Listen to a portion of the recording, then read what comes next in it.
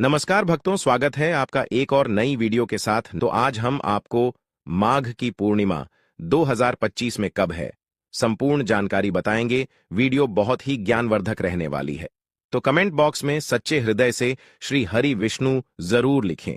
तो चलिए दोस्तों, आज हम इस वीडियो में जानेंगे माघ की पूर्णिमा। माघ की पूर्णिमा से संबंधित सभी महत्वपूर्ण बातें बताएंगे। उसे दिन सुबह से लेकर और रात तक के संपूर्ण नियम विधि जानेंगे। बीच में जो भी हमें करनी है, दूसरी चीज क्या है कि जो लोग भी माघ स्नान कर रहे हैं उन्हें उस दिन किन किन बातों का ध्यान रखना है। पूर्णिमा तिथि कब से प्रारंभ हो रही है, कब समाप्त हो रही है, पूजा का स्नान, दान का शुभ मुहूर्त क्या है, व्रत में क्या खाएं क्या ना खाएं, व्रत रखने का सही नियम क्या है, फरवरी महीने में किस तारीख को है, 11 या 12 फरवरी, आज हम इस वीडियो में जानेंगे। साथ में यह भी जानेंगे कि चंद्रोदय का समय क्या होगा। संपूर्ण जानकारी आज हमें इस वीडियो में आपको बताएंगे, तो वीडियो के अंत तक बने रहना, क्योंकि वीडियो को अगर आप बीच बीच में से देखेंगे तो आपको कोई जानकारी प्राप्त नहीं होगी, इसलिए वीडियो को पूरा ही देखना होगा। तो चलिए करते हैं और पूर्णिमा व्रत से संबंधित सभी बातें जान लेते हैं। तो सबसे पहले दोस्तों आपको बता दें, माघ की पूर्णिमा, जो लोग भी अगर कोई नया व्रत उठाना चाहते हैं, माघ महीने में पूर्णिमा से पहले आप लोग उठा लीजिए, क्योंकि पूर्णिमा के बाद फिर कृष्ण पक्ष शुरू हो जाने की वजह से हम कोई भी नया व्रत शुरू नहीं कर सकते। जो भी साप्ताहिक व्रत वगैरह आप लोग करना चाहते हैं, अगर शिवजी का कोई व्रत करना है तो फागुन के महीने से आपको उठानी है। मतलब अगले दिन से 13 तारीख से, जैसे कृष्ण पक्ष से शुरू हो जाएगा, तो फाल्गुन महीने में कृष्ण पक्ष में हम शिवजी का व्रत उठा सकते हैं। शिवरात्रि का तो पहले उठा सकते हैं। तो आप लोगों खोजो सही लगे भाई, आप अपने हिसाब से कर लेना। तो शिवजी का जो भी व्रत आपको उठाना है, उसके अगले दिन से फाल्गुन मास शुरू हो जा रहा है, प्रतिपदा तिथि, तो आप लोग उठा सकते हैं। और जो भी व्रत आपको उठना है, आप लोग पूर्णिमा से पहले, शुक्ल पक्ष चल रहा है, आप लोग उठा सकते हैं। तो हम आपको बताते हैं कि कोई भी व्रत हमें शुक्ल पक्ष में ही उठाना चाहिए, केवल शिवजी का हम नहीं उठाते हैं। हिंदू धर्म में पूर्णिमा के दिन व्रत का विशेष महत्व है। इस दिन महिलाएं अपने परिवार की कुशलता के लिए व्रत रखती हैं। अब चलिए इससे पहले जान लेते हैं, इस वर्ष 2025 में माघ पूर्णिमा, माघी पूर्णिमा का व्रत हमें कब रखना है, स्नान दान कब करना है। तो आपको बता दें, 12 फरवरी के दिन क्या है। बुधवार के दिन आपके व्रत भी रखना है, आपको स्नान दान भी करना है, और आपके श्री सत्यनारायण भगवान की कथा भी। 12 तारीख को ही कन्या। सभी पूर्णिमा के नियम, धर्म वाले कार्य हम 12 फरवरी को ही करेंगे। पूर्णिमा के दिन श्री हरि विष्णु की विधि विधान से पूजा के साथ साथ सत्यनारायण भगवान जी की कथा का विशेष ही महत्व है। जो लोग भी सत्यनारायण भगवान जी की कथा का पाठ करते हैं, उनके घर में अन्य धन वस्त्र के भंडार सदा ही भरे रहते हैं, अन्य धन वस्त्र की कमी नहीं होती। इसके साथ साथ कन्या भोजन करने से बहुत ही पूर्ण प्राप्त होता है।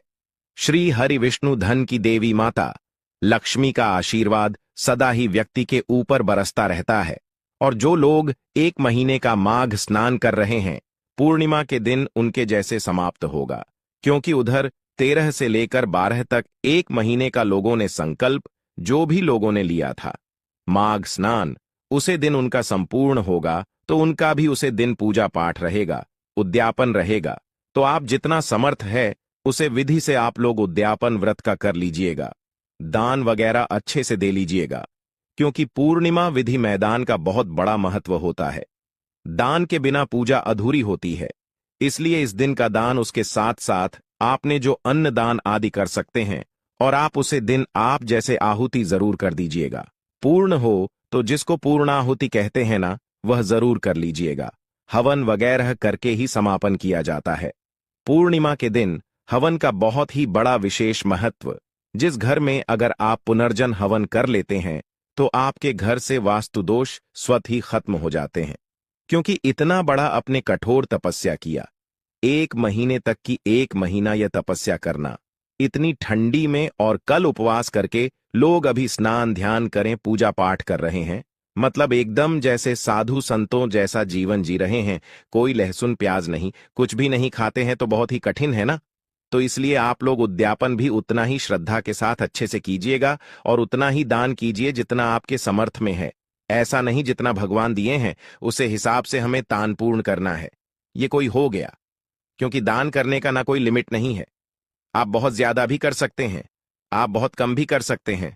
उसके लिए कोई लेखा जोखा नहीं कि इतना करना है तो करना है, ऐसा कुछ नहीं है। यह हो गया। चलिए अब आगे जान लेते पूर्णिमा के दिन के नियम विधि। पूर्णिमा के दिन यही नियम विधि है। ऐसे तो लोग प्रयागराज उसे दिन स्नान का मतलब लास्ट स्नान है। मौनी स्नान जो है, जो लोग 1 महीने का व्रत रखे हैं, बाकी लोग भी करेंगे जो नहीं भी रखे थे। तो भीड़भाड़ तो होगा ही। अगर आप कुंभ स्नान में जाते हैं तो अपना ध्यान एकदम अच्छे से आप लोग रखेगा, क्योंकि आप लोगों को पता है होगा कि महाकुंभ में भाग दौड़ के कारण एक घटना ऐसे हुई है जहां कुछ लोगों ने अपने प्राणों की आहुति दे दिए। इसलिए आप महाकुंभ में हो तो महाकुंभ स्नान करिए। बाकी जो घर में है, नदी सरोवर में नहीं जा पाए, अब जहां रहते हैं वहां के भी नदी सरोवर में जा सकते हैं। लेकिन अगर नहीं जा पाते हैं तो आपको क्या करना है कि घर पर नहाने वाले जल में कुछ अपने गंगा जल के मिला ले और काला तिल डालकर स्नान कर लीजिएगा। आपको भी उतना ही फल मिलेगा। ठीक है, हर हर गंगे बोलते हुए आपको स्नान कर लेना है। मासिक धर्म में गंगा जल मत डालिएगा, बाकी लोगों को समझा देना। नॉर्मल जल से अपना स्नान कर सकते, दान कर सकते हैं। दान में आप 1 रुपया भी कर सकते हैं, और आगे आपकी इच्छा है अनाज का भी कर। यह सभी का नॉर्मल विधि से कर नियम। उसके बाद अपने घर में आप लोग चाहे तो देखिए, ब्राह्मण के द्वारा भी श्री सत्यनारायण भगवान जी की कथा भी कहा सकते हैं, खुद भी कह सकते हैं। पूजा पाठ विष्णु भगवान की कर सकते हैं, और पंडित जी आएंगे तो ये तो खुद ही सब सजा देते हैं, कर देते हैं। हमें बैठकर कथा सुनाई होती है, तो ये भी आप लोग कर सकते हैं। और जो व्रत रखे हैं तो पूरे दिन देखिए। पूर्णिमा का व्रत कई प्रकार से लोग रखते हैं। हर राज्य के हर घर के नियम अलग है। कुछ लोग फलाहारी रखते हैं, कुछ लोग सजला रखते हैं, कुछ लोगों निर्जला रखते हैं, और कुछ लोग जैसे चंद्रदेव को अर्घ देकर भोजन कर लेते हैं और रात को अन्न खा लेते हैं। तो किस प्रकार के व्रत आप लोग पूर्णिमा का रखते हैं आप लोग देख लीजिएगा। तो व्रत भी आपको उसी दिन रखना है। पूजा भी कर लिया, पीले चीजों का प्रयोग करें। श्री हरि विष्णु को पीली चीज अत्यधिक परी है, इसलिए पूर्णिमा के दिन श्री हरि विष्णु की पूजा में पीले फल, पीली वस्तु में, पीली में टाइम, पीले फूल का उपयोग करने से आपको श्री हरि विष्णु का आशीर्वाद प्राप्त होगा। उसी के साथ तुलसी जी में भी जल आप लोग डाल सकते हैं। पूर्णिमा के दिन बुधवार का दिन है। विष्णु भगवान के भोग में आप लोग तुलसी पत्र जरूर डालिएगा। श्री हरि विष्णु को तुलसी अत्यधिक प्रिय है। तुलसी को हम माता मानते हैं। तुलसी विष्णु पत्नी है, इसलिए आप पूजन में तुलसी का भोग जरूर ही लगाना है। और रेडीमेड कोई भोग लगा रहे हैं तो भी यह घर में पूर्णिमा के दिन आपके व्रत रखें ना रखें, खीर पूड़ी जरूर बनना चाहिए। और विष्णु भगवान को आप शाम को या सुबह जब आपको समय मिलता है, भोग तुलसी पत्र डालकर हमें भोग लगानी है।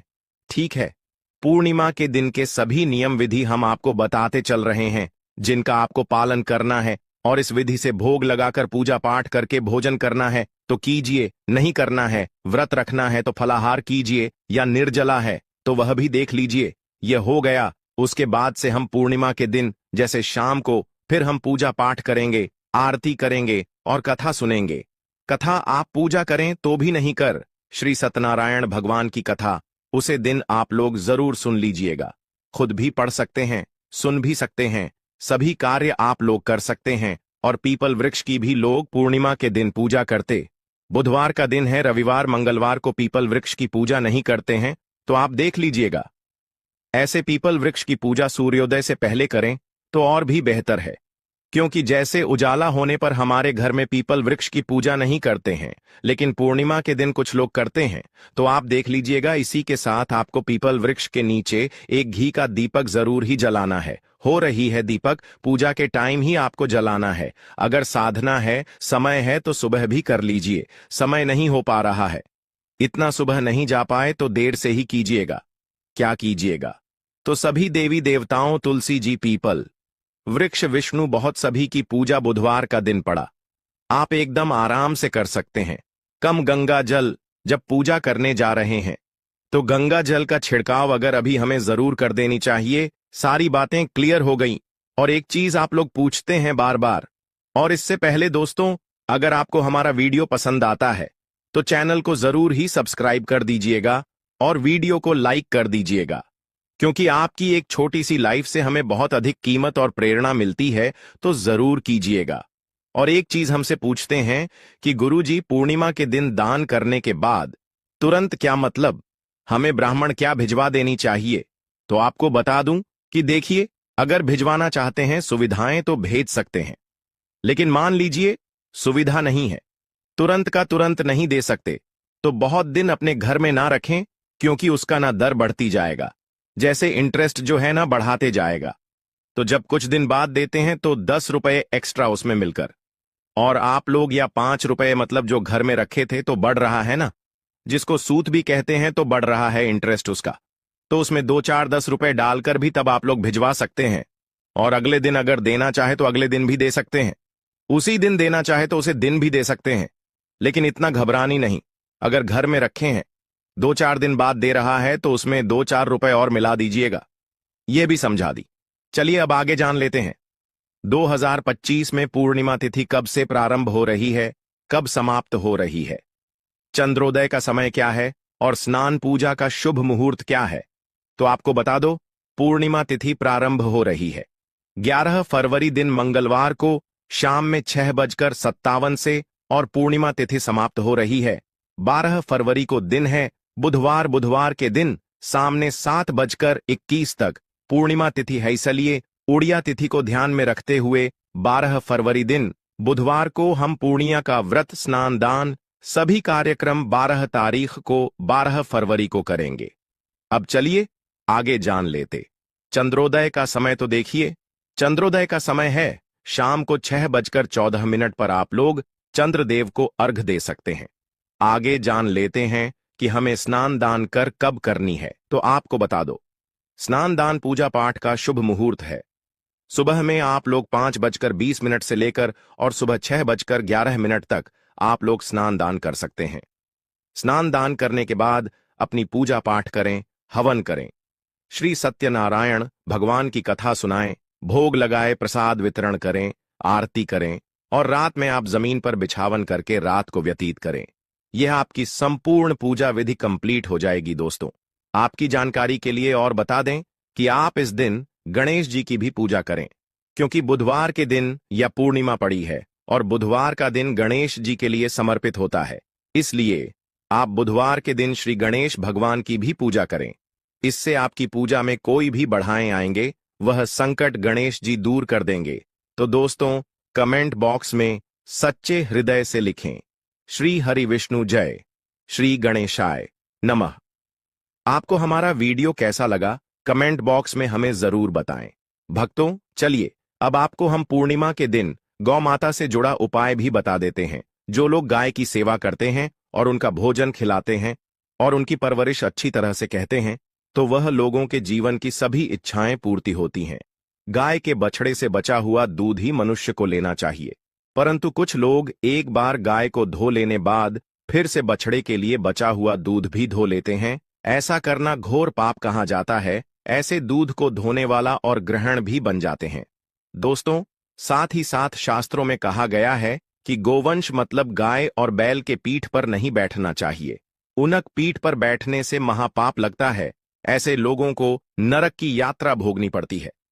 एकमात्र देव के अंश के उत्पन्न नदी ही गौवंश है, जिस पर स्वयं महादेव और महादेवी सवारी करती है। क्योंकि नंदी ने स्वयं अपनी इच्छा से महादेव की सवारी बनना स्वीकार किया था, और साथ ही साथ शास्त्रों में गाय के दान को बहुत ही महत्व दिया गया है।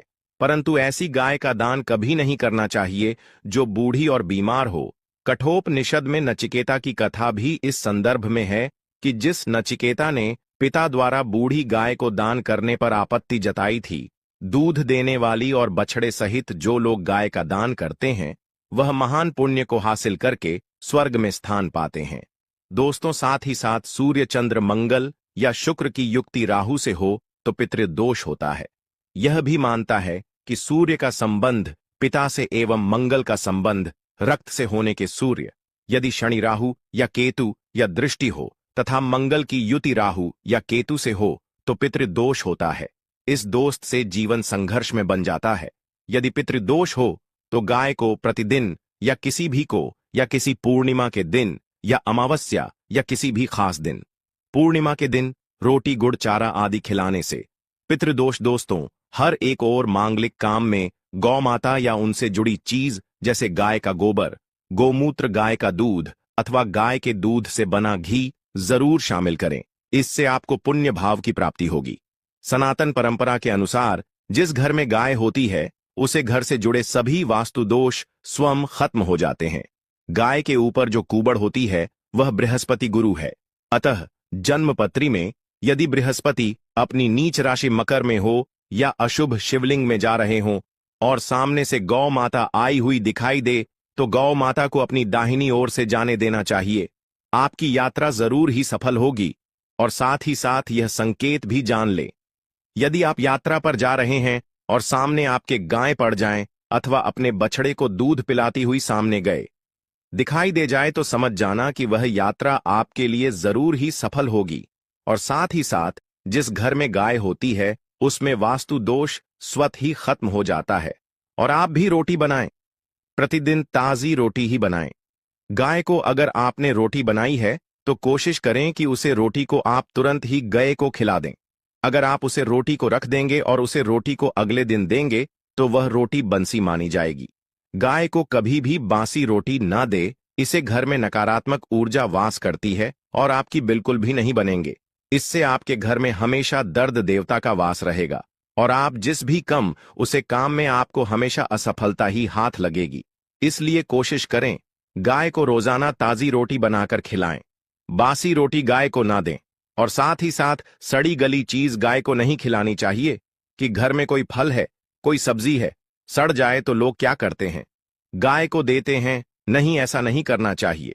ऐसा करने से यदि आप गाय को खिलाते हैं तो और आप आपके भाग्य बन जाते हैं। और साथ ही साथ आप आटे की 11 लोई यहां बनाकर उनके ऊपर हल्दी लगा करके इसके बाद गाय को खिलाएं। हर एक लोही को मिला दें।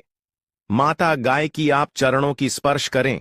या दोस्तों, ऐसा करने से आपके समस्त काम बनने लगेंगे। जो 2 हक का समय चल रहा है वह भी खत्म होगा। आपके जीवन में खुशियां ही खुशियां होगी। और एक बार आप 7 बार गाय की परिक्रमा भी कर लें तो आपके समस्त कम होंगे। और साथ ही साथ आप गाय को जब भी रोटी दे, रोटी पर या तो आप थोड़ी हल्दी लगा लें, अगर अच्छा ना हो तो आप थोड़ा रख सकते हैं, थोड़ा घी रख सकते हैं। या दोस्तों, गाय को कभी भी सूखी रोटी ना खिलाए। सूखी का मतलब गए रोटी रखें, उसे पर कुछ ना कुछ रख कर खिलाए। हल्दी रख ले मिश्री की या जो भी रख ले, मतलब खाली रोटी नहीं खिलानी। इस बात का जब भी आपको शुभ फलों की प्राप्ति होगी। जी हां दोस्तों, उपाय कुछ बातें जिन्हें आपको ध्यान में जरूर रखना चाहिए। या दोस्तों, वीडियो अच्छी लगी हो, वीडियो को लाइक करें, ज्यादा से ज्यादा अपने